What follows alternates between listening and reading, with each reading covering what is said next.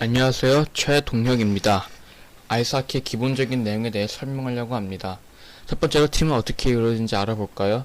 하키는 한 팀에 6명의 선수가 경기를 합니다. 포지션에 따라서 먼저 공격수는 3명입니다. Forward, Offense, 간단하게 F라고 부르죠. 주로 골을 넣는 역할입니다. 왼쪽은 Left Wing, 가운데가 Center, 오른쪽은 Right Wing이라고 합니다.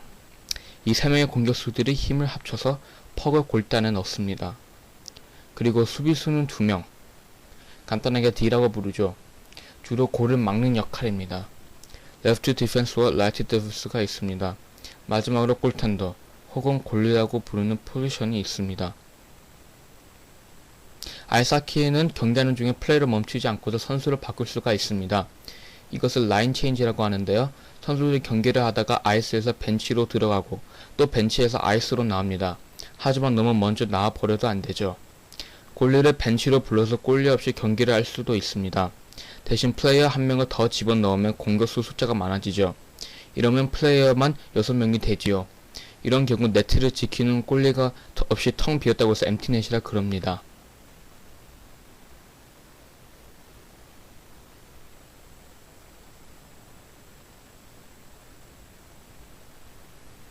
자, 3명의 공격수, 2명의 수비수, 1명의 골리가 한 팀이고 서로 퍽을 다투고 네트 쪽으로 몰고 가서 상대편의 네트 안에 집어넣으면 득점이 되는 겁니다. 하키는 한 경기에 3피리어드가 있습니다. 한 피리어드 쉬는 시간, 2피리어드 쉬는 시간, 3피리어드 그렇게 됩니다. 디비전에 따라서 한 피리어드 시간 달라진다면 대개는 20분이지요.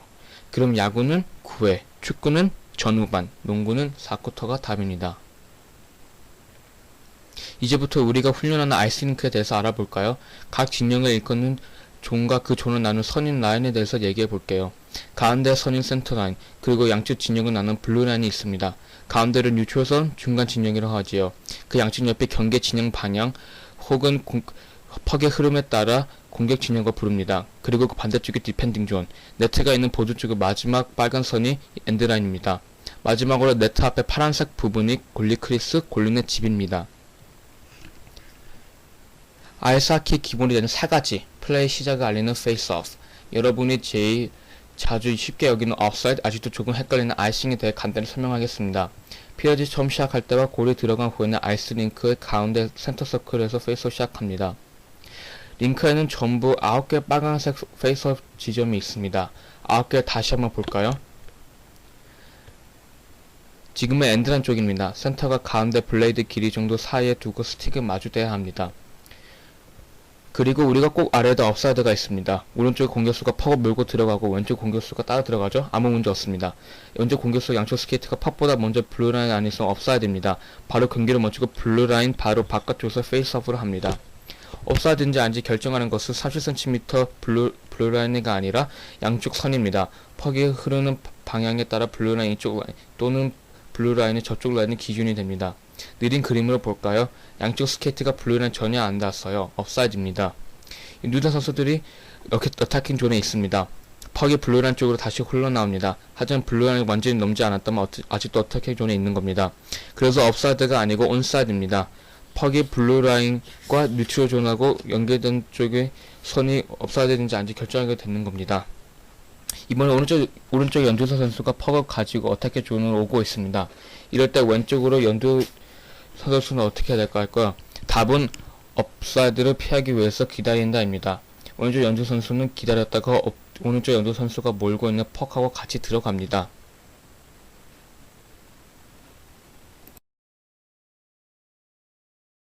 이번엔 실제 경기에서 보겠습니다. 흰색팀 선수 1, 2번 2명이 퍽보다 먼저 블루라인으로 들어가 있죠? 이건 업사이드입니다.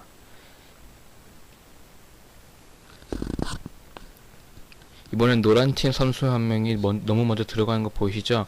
그러다가 퍽에 들어가기도 전에 3명이나 업사이드 위치에 있었어요. 업사이드입니다.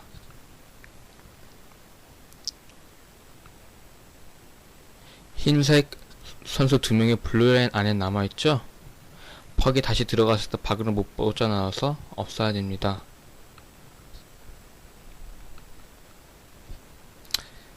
흰색팀 선수가 업사이드를 피하기 위해 블루라인 밖으로 나다가 다시 들어가려고 기다리고 있습니다. 잘했어요. 하늘색 선수 한 명이 나오기 전에 퍽이 다시 들어가서 업사이드입니다. 업사이드 복잡합니다. 퍽보다 먼저 블루라인을 넘은 분홍색 공격수 보이시죠? 실제 경기에는 이렇네요. 업사이드 선언 되고요. 블루라인 밖에서 페이스업을 합니다. 먼저 들어가 있던 분홍색 공격수 못보고 퍽을 오타킨 존에 넣었습니다. 업사이드인 거 아시겠죠? 근데 퍽을 몰고 는 선수가 백워드를 스케이팅하면서 뒷걸음치면서 블루라인 넘는 경우도 있겠죠? 이럴 때는 선수의 몸이 퍽보다 먼저 들어간다 해도 스케이트 양쪽 라인에 아직 뉴트럴 존이 있기 때문에 업사이드가 아니랍니다. 업사이드 아니려면 어떻게 해야 될까요?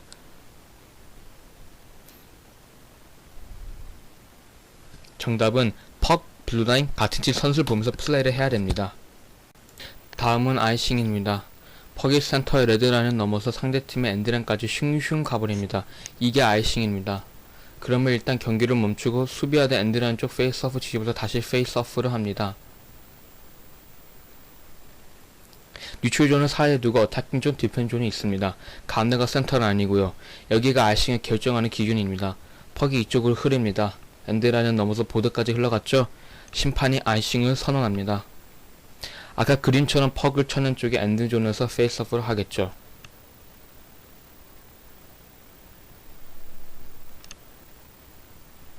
하지만 센터라인을 지나가서 퍽을 쳐내면 아이싱이 아닙니다. 만약 페널티를 받고 퇴장당해서 선수 주자가 접근 상태의 퍽을 쳐내도 아이싱이 아닙니다. 센터 라인존에서 쳐낸 퍽이 엔드라인까지 쭉 마블서 아이싱입니다. 퍽을 잡기 위해 엄청난 속도로 빠르게 스케이트하다가 보드에서 이렇게 심하게 부상당하는 걸 막기 위해 아이싱 규정의 하이브리드 아이싱을 바뀔 예정이라고 합니다.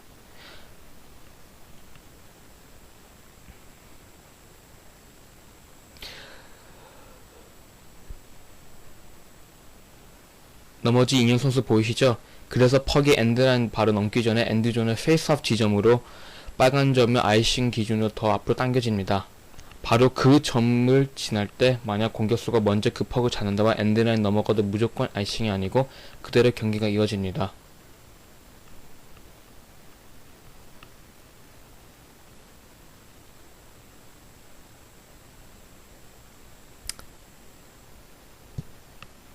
봐주셔서 감사합니다.